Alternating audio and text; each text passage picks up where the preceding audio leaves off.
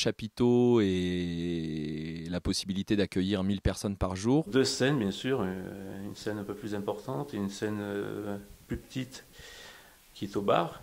Des groupes de musique qui jouent en alternance et puis des petits spectacles aussi un peu off. Un festival de rock hyper exigeant en termes de programmation. Des groupes qui viennent souvent de grandes villes, étrangères quelquefois, hein, de Tokyo, de New York, d'Angleterre, etc. Et qui viennent ici en milieu rural. C'est pas toutes les communes de notre taille qui ont un festival sur leur territoire, donc c'est assez valorisant. Toujours eu des concerts, donc ça s'est fait assez naturellement.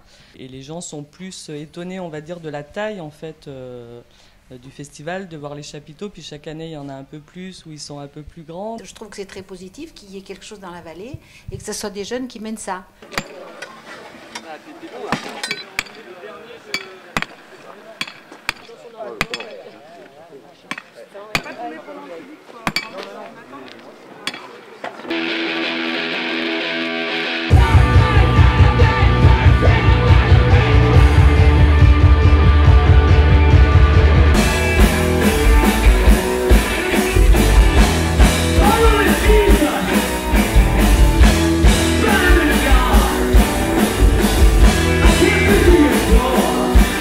Au début, on avait besoin d'une salle de répétition pour les groupes de Totem. Et puis, on a commencé à faire les petites fêtes avec les groupes locaux dans la salle.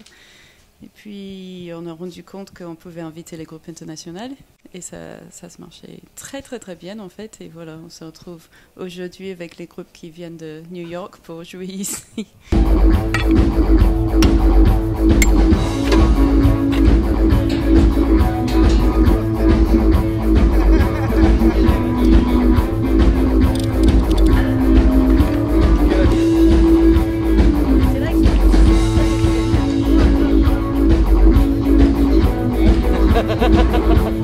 Chaque année, je vois que ça s'améliore, c'est qu'il y a des choses nouvelles qui se mettent en place. Il y a beaucoup plus de monde, il y a beaucoup plus de... Le chapiteau est plus grand.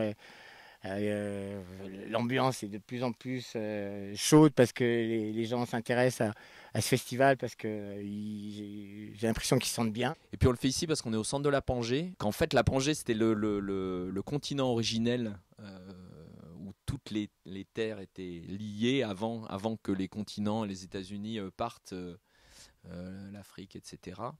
Et ici on est au centre, c'est-à-dire qu'on est en fait dans un lieu qui n'a pas bougé, qui est absolument fixe par rapport à la dérive des continents. Et effectivement on se disait que peut-être au centre de la Pangée il y a une espèce d'énergie qui potentiellement pourrait passer à travers des amplis, des groupes, etc. Et en tout cas c'est aussi très important pour nous.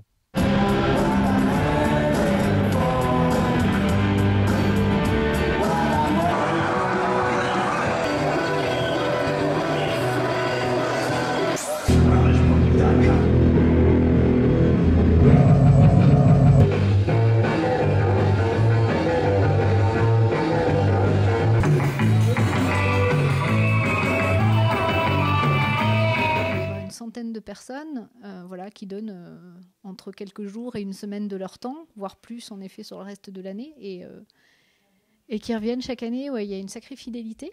Les premières éditions, c'était quasiment de l'autogestion, hein. C'était de la débrouille, c'est parce qu'il y a aussi un gros réseau de bénévoles, de gens qui sont dans le spectacle dans la vallée de la Drôme et sur Valence. On fait aussi attention à comment les gens sont accueillis, à qu'est-ce qu'on va leur donner à manger, et on essaie dans la mesure du possible, de faire des bons repas et fait avec des produits du coin.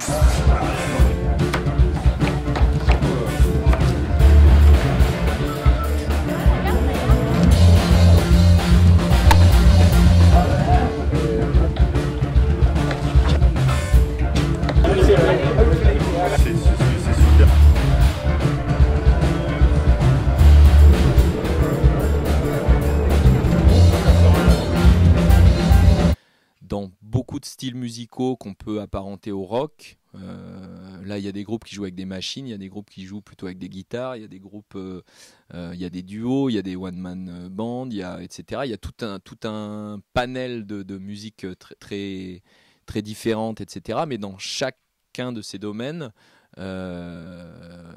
Olivier est allé chercher en fait des groupes exigeants qui ont une certaine éthique par rapport à leur musique, qui proposent dans ces endroits musicaux quelque chose de particulier, d'innovant, de novateur.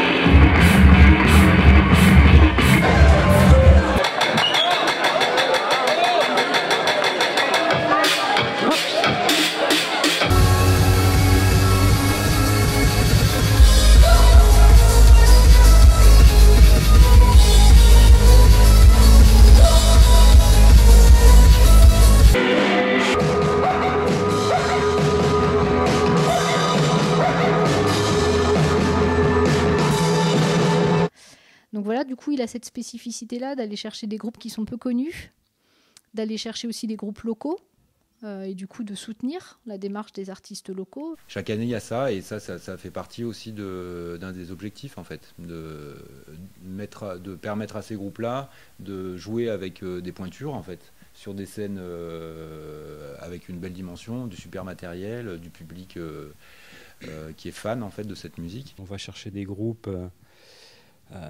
soit qui sont là en France en exclusivité, ou soit qui sont peu connus pour l'instant, mais qui commencent à faire le buzz. On essaie de faire des coups en fait avec la programmation. Cette année, on a Speedball Baby. Donc c'est un groupe qui se reforme quasiment pour l'occasion, et c'est quasi une date unique en France.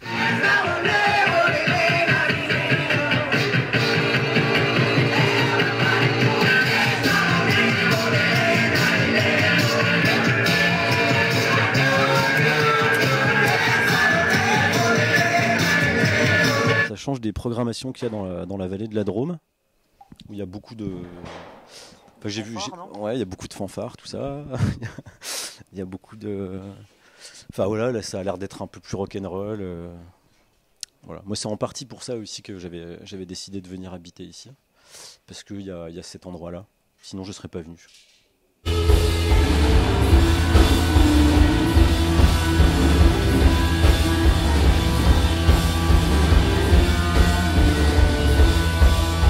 On se rend quand même compte que les groupes qu'on avant on allait voir à Lyon, à Grenoble, à Paris, etc., ils viennent ici maintenant, et qu'à quelques kilomètres de chez nous, on peut voir des trucs qu'avant il fallait faire aller trouver un copain qui nous emmènerait à Lyon, etc., pour des sommes assez chères, alors qu'ici c'est vrai que c'est très abordable.